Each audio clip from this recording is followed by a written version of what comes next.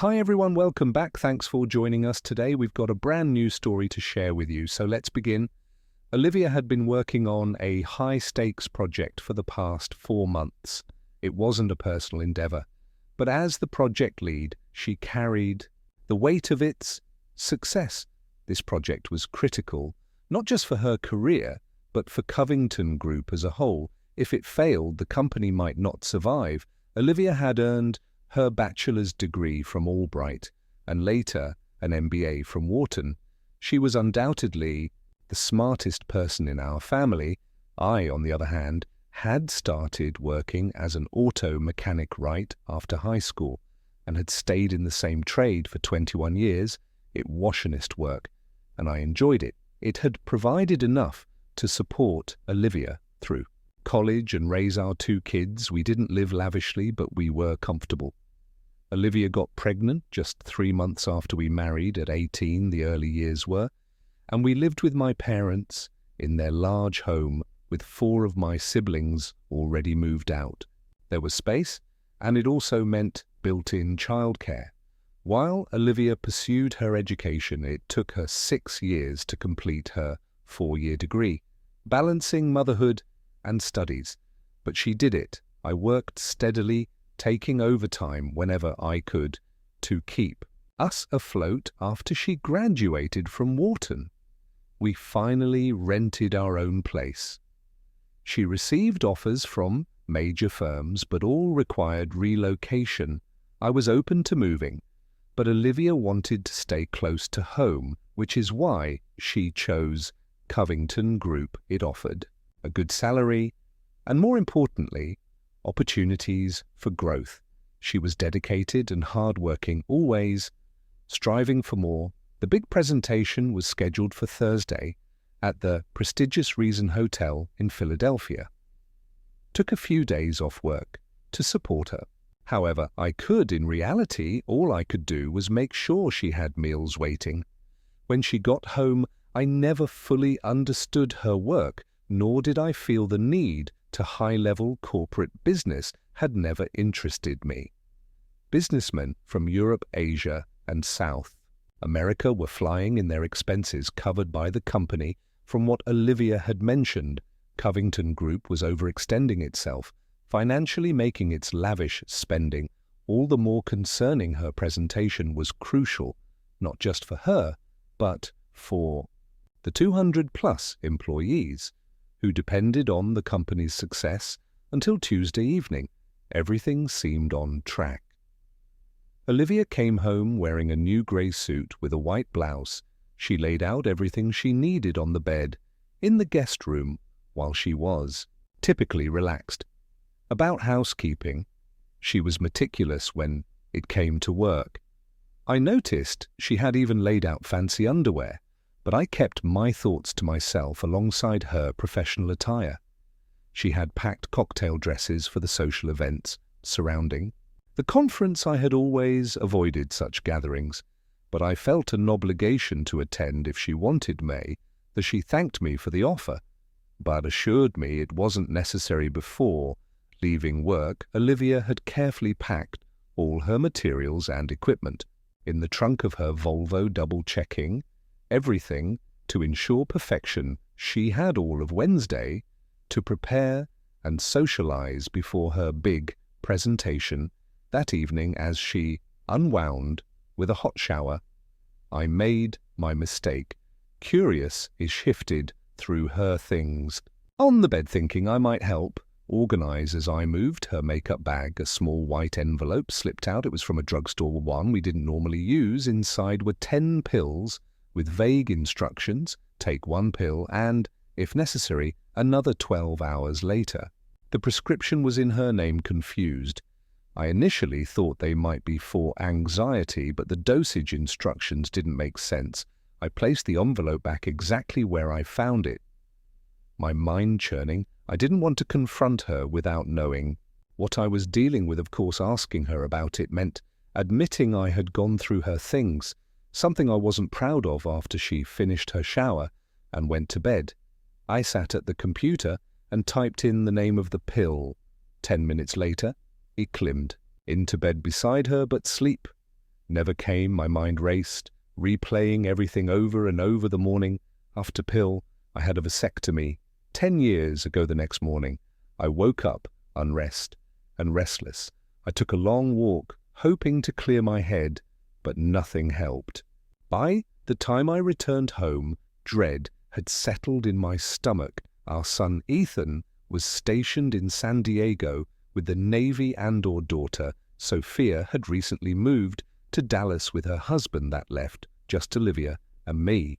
I missed our kids, but I had been looking forward to growing old with Olivia. She was the only woman I'd ever loved now. Everything felt like it was crumbling beneath me. If Olivia was having an affair, she had hidden it well. I had never checked her emails or calls. I had no reason to. I trusted her completely. When I got back, Olivia was in the kitchen. Where the hell have you been? Want some eggs or something? No, just coffee. I wasn't in the mood for conversation. What's wrong, honey? She asked. It's only 3 days. You can come if you want, but you'll be bored to death. I don't want to go. But I hate being alone. I worry when you're not here. That's sweet, darling, but it'll be fine. I'll mostly be at the hotel. Today's about prepping the conference room and networking. With clients tomorrow, I won't even have time to pee. I'll be home as early as possible Friday. And I promise you a great weekend if you know what I mean. Her words should have reassured me. They didn't. You can't blame me for worrying. I said, I'm just an auto mechanic with a beautiful, successful wife. Sometimes it feels like your career is more important than our family. Stop it, she snapped. I've always respected what you do. You raised 2 great kids and put me through college. You're a great husband, a great father, and a good provider. Don't ever forget that. I finished my coffee as she cleared that ball. Do you want me to call you? No, that's not a good idea. I'll have my phone off and I'll turn off the room phone at night so I can get some sleep. I'll call you whenever I can. I helped her load the car, watching as she checked everything. With her usual precision, it would take her 3 hours to reach the reason. Hotel. I stood on the porch and watched her drive away, but I didn't ask about the pills. I sat there for the rest of the morning feeling more uncertain than ever. I felt small out of my depth. I was just a small town guy and she was this powerful, successful woman. Had I been fooling myself all these years? Had I ignored the signs? Just as I was finishing getting dressed, the landline rang. Hey, sweetie, Olivia said. Just wanted to let you know I got here. Okay, the drive was fine. Traffic wasn't too bad. I'll call you tonight. Her voice was normal, cheerful even, but something in me had shifted. I wasn't sure I could ever hear her the same way again. I'm in room 714. If you need to reach me, you can call or I'll be at my parents' or my brother's tonight. Okay, love you, I replied.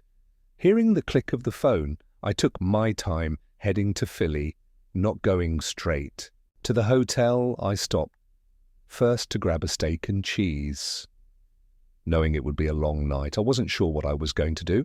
I parked in the hotel garage and just sat there for a while, uncertain about when I should go inside eventually.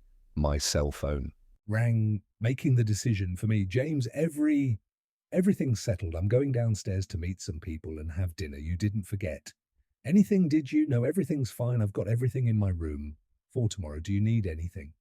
No, James, relax. I'm turning my phone off now. I'll call you tomorrow morning, all right? I chuckled. Have fun. It's not fun. James, it's work, she said. And the line went silent. I didn't look too out of place in the hotel lobby. The restaurant and conference rooms were packed, so I could remain unnoticed. I picked up a little brochure showing the layout of the hotel rooms and wandered around, stopping to look at the crowd. I had no idea what I'd do if Olivia saw me. I'd find out when the time came. I found an event board listing, all the rooms being used by various groups. Covington Group didn't have any rooms reserved for Wednesday night, which struck me as odd. Olivia had said she wouldn't leave the hotel, but now I wasn't so sure. There were 3 dining rooms, family casual and fine dining. Olivia wasn't one for dining with kids, so I went to the casual room first. It only took 5 minutes to confirm she wasn't there. I had better luck in the gourmet lounge. It was a cozy booth tucked in the corner, perfect for private meetings. Olivia was wearing a black cocktail dress with a plunging neckline and pearls. She looked elegant, and her companion seemed to appreciate it. I recognized a few of the people Olivia worked with, but this man wasn't one of them. He looked familiar, but I couldn't place him. The lounge wasn't crowded, and there were plenty of empty seats, so I had no trouble crossing the room. The candles on the tables were small glass holders, and I blew out mine telling the waiter it was bothering my glaucoma. I ordered my usual chicken dish hand, settled in. The waiter poured my coffee for the 3rd time. Excuse me. I said, the guy at the table across from me looks really familiar. Do you know who he's? Oh, sure, that's Nathan Wells. He's a member of the town meeting, and I expected to run for Congress in the next few years. Is that his wife with him? She's very pretty. No, this is the first time I've seen her. He always uses thatable for special ladies, if you know what I mean. I smiled and asked for the check. I had never seen Olivia so attentive with a man before. It was as though she was hanging on every word he said, like he was some kind of god. They weren't being inappropriate, but it definitely wasn't a platonic or business exchange. When I left, they were finishing their 2nd bottle of wine. Now, it all made sense why she brought that fancy lingerie with her. I made myself comfortable in a corner of the lobby where I couldn't be seen 10 minutes later. They walked out of the restaurant, Olivia holding his hand as they made their way across the lobby to the elevator. I watched the elevator's floor indicators carefully. When it stopped on the 3rd floor, I felt a flicker of relief. It meant she hadn't taken him to her room. But when it didn't go to the 7th floor, my stomach sank. She had gone to his room. I stayed in the lobby and watched the elevator for an hour. People came and went, but Olivia wasn't one of them. I retrieved my empty suitcase from the car and headed to the front desk. Even though I could prove I was her husband, it was surprisingly difficult to get a key card after a phone call to the room with no answer. They relented. Finally, I was on my way to room 714 with the key card. I didn't turn on the lights when I entered. Instead, he sat in the dark for over an hour, making sure she wouldn't return just yet. I packed all her clothes and personal belongings, leaving nothing behind. It checked the package of Preven. There were still 10 pills left. On the dresser, everything was neatly arranged for her presentation. The next day, I filled the suitcase with the 24 specially bound promotional folders, 20 regular folders, a digital projector, and her laptop. I took Olivia's purse and cell phone, all she had. With her was a small clutch, probably with just a tube of lipstick inside once.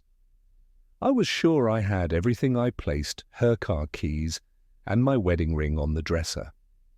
Aside from those 2 items, the room was entirely empty. The elevator took me straight to the parking garage, and I had no trouble carrying both suitcases.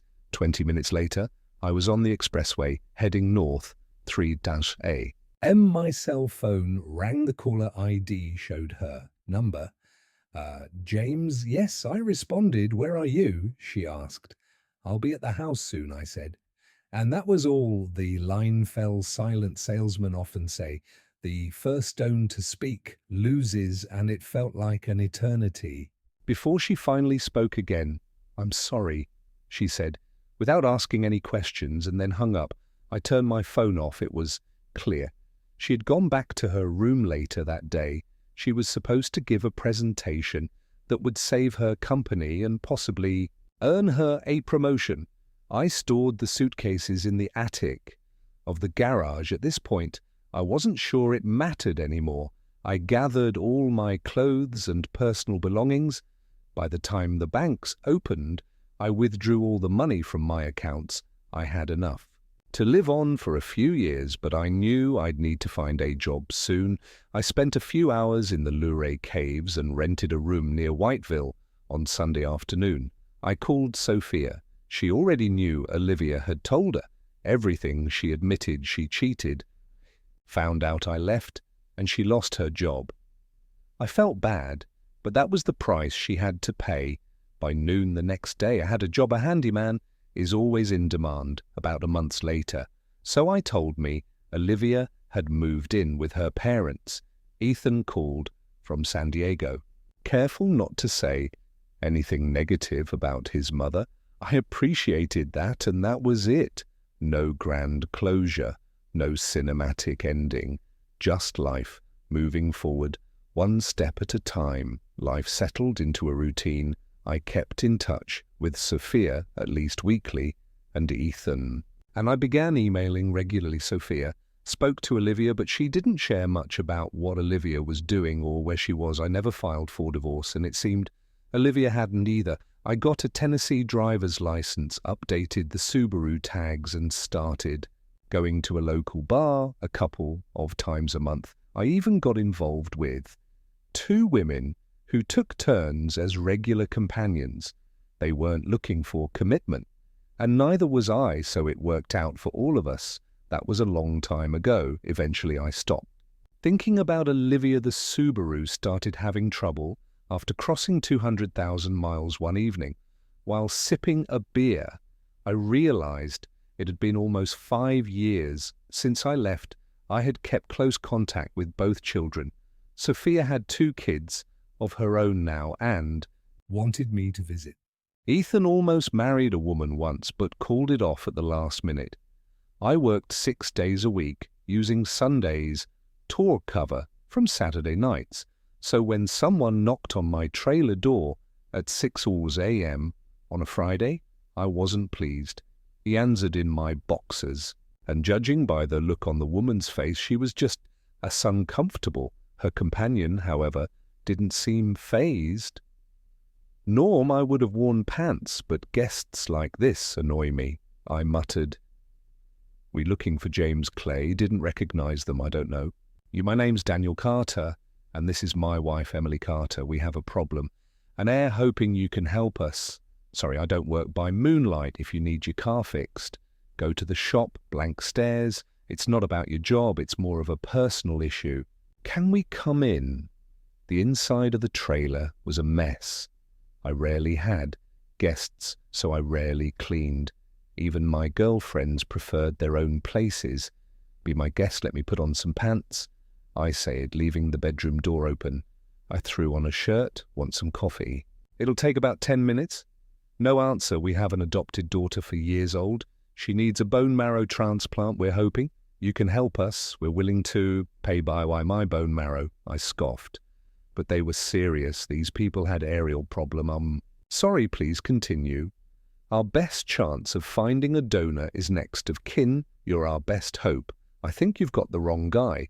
When was your daughter born? She'll be 5 in July, Emily, Carter answered. I shook my head. I hate to be the bearer of bad news. But I had a vasectomy 15 years ago. There's no way I could be a father. Then why was your name on the birth certificate? I can't answer that. Maybe you should ask her mother. Silence. What's the mother's name? Olivia. Lee Clay. I froze. The name sent a shiver through me. Damn it. Maybe I shouldn't have taken those pills from her all those years ago. If I hadn't, those people wouldn't have a daughter. But all I understand. Now, I'm sorry for my rudeness. I'll do everything I can to help. First, why can't Olivia be a donor? She's too sick.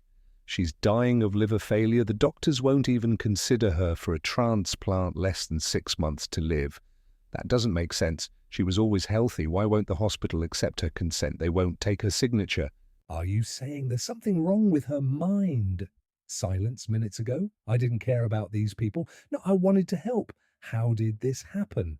Could any of my kids help, maybe? But we thought you were our best hope. Why not go after the real father? We thought it was you. We have no idea who else it could be. Olivia never mentioned another possibility. She's in no condition to explain anything. We got most of our information from the adoption agency. I needed coffee and armament to think, where do you... Live, Westchester, Pennsylvania. I'll make you a deal if I tell you who your daughter's real father is. You have to promise to go after him relentlessly. He'll deny it and use legal tricks. But if you push hard enough, you might be able to shame him into helping. Who is he, Nathan Wells? He's running for US Senate. He'll do anything to avoid bad publicity. Andrew and Emily Carter looked hopeful. I think we can do this, Andrew said before they left. I gave them Sophia and Ethan's contact info just in case. Then I asked about Olivia. I figured I'd be in Pensacola before they even got back to Westchester. I got a haircut and bought a new shirt. Olivia may have ruined my life, but I still wanted to look good when I saw her. Or found her trailer, a newer, nicer, double-wide. Her Volvo sat outside with a flat tire and a cracked windshield. The woman who answered the door wasn't Olivia. She looked rough, mid-40s or early 50s, worn out. Well, I never expected to see you here, she said. Sado, putting me at a disadvantage. Rachel Adams. She said, come in, I'm here to see Olivia. Diana walked to a buffet in the dining area and pointed to a brass ear. Here she is, James. I stood frozen, staring at the end can. I have that beer. Now, I muttered. Olivia had moved to Pensacola after giving up her baby. She bought the trailer with her severance from Covington Group, drained her savings, and spiraled into alcoholism. She never dated, never went out. Diana stayed, covering utilities and food. 3 years later, Olivia drank herself to death. Amazingly, she left a will. She left me the trailer and her Volvo afterward. Olivia stopped working altogether. The occasional odd jobs she took on were half-hearted, at best reflecting a lack of effort and purpose. Diana, who had been close to Olivia, confided in me that it was as if Olivia had lost all ambition. She often spoke about me, but never reached out. Despite Sophia giving her my number, Olivia never called.